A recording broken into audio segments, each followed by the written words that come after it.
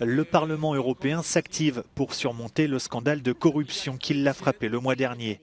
La justice belge a découvert en décembre un réseau d'eurodéputés, d'assistants et d'ONG qui auraient reçu de l'argent du Qatar et du Maroc pour influencer les décisions de l'Union européenne.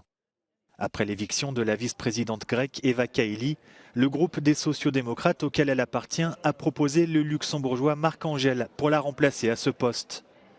Également soutenu par les libéraux, ce dernier part favori du vote qui aura lieu la semaine prochaine. Chaque membre du Parlement et chaque personne qui travaille ici doit être un fervent défenseur de la lutte contre la corruption et pour la transparence. Mais je ne peux pas le faire seul et je sais que je peux compter sur l'aide de beaucoup d'autres personnes. En attendant, la présidente du Parlement européen, Roberta Metsola, doit proposer ce jeudi de nouvelles mesures pour lutter contre la corruption. Les eurodéputés pourraient être interdits d'exercer une activité de lobbyisme pendant 2 ans après avoir quitté leur poste et contraints de publier la liste de tous leurs rendez-vous. Objectif, renforcer l'intégrité des eurodéputés et de leurs assistants.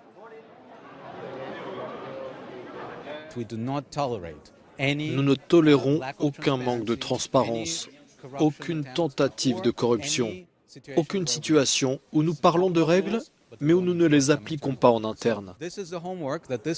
Nous allons travailler là-dessus, nous allons évoquer l'élection du nouveau vice-président et la manière dont nous pouvons nous améliorer. L'Europe est une institution et l'avenir vaut la peine d'investir dans cette transparence.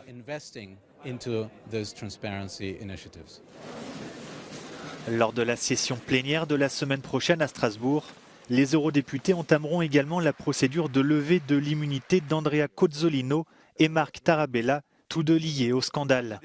Une procédure qui devrait se terminer au mois de février, après quoi les 2 hommes pourront répondre aux questions de la justice.